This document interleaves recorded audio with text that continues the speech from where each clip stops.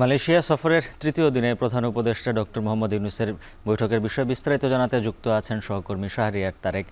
তারেক, জানাবেন আজ কি কর্মসূচি রয়েছে প্রধান উপদেষ্টার?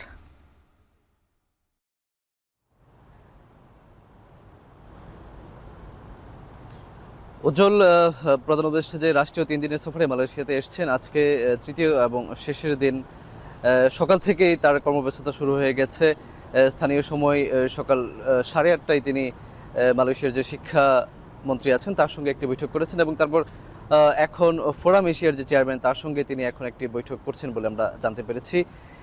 এর বাইরে তিনি আসলে আজকে রাজধানী কুয়ালালামপুরের পার্শ্ববর্তী রাজ্য সেলাঙ্গুরের সেখানে অবস্থিত একটি পাবলিক ইউনিভার্সিটি থেকে তাকে সোশ্যাল বিজনেসে ডক্টর অফ ফিলোসফি সম্মাননাসূচক ডিগ্রি প্রদান করবেন। তিনি সেখানে যাবেন এবং সেখানে যে শিক্ষার্থী এবং যারা অতিথিবৃন্দ থাকবেন তাদের সঙ্গে তিনি আলাপ আলোচনা করবেন। একটি পাবলিক লেকচার তিনি দিবেন বলে আমরা জানতে পেরেছি এবং সেখানে একজন রাজার সঙ্গেও তিনি বৈঠক করবেন বলে আমরা জানতে পেরেছি। তারপর তিনি তার যে হোটেল যেখানে তিনি অবস্থান করছেন সেখানে ফিরে আসবেন।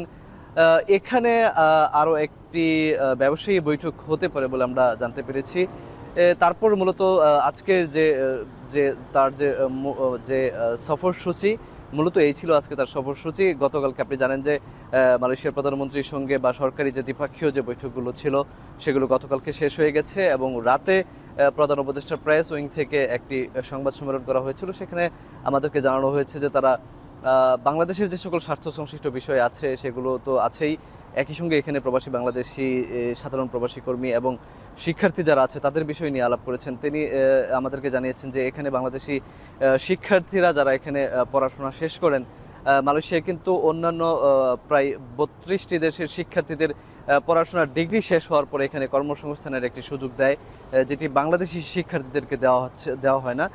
প্রধান উপদেষ্টা প্রেস উইং থেকে বলা হয়েছে যে মালয়েশিয়া সরকারকে বলা হয়েছে যে যারা এখানে উচ্চতর ডিগ্রি শেষ করবেন বাংলাদেশি শিক্ষার্থী তাদেরকে যেন এখানে কর্মসংস্থানের সুযোগ দেওয়া হয়। একই সঙ্গে মালয়েশিয়াতে এখন আপনি জানেন সাধারণ কর্মীদেরকে মাল্টিপল এন্ট্রি ভিসা দিচ্ছে মালয়েশিয়া সরকার।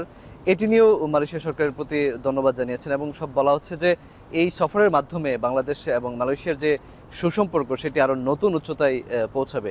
উজ্জ্বল, এই ছিল কুয়ালালামপুর থেকে সবশেষ। মালয়েশিয়া থেকে প্রধান উপদেষ্টা সফরের বিস্তারিত জানাচ্ছিলেন সহকর্মী শাহরিয়ার তারেক।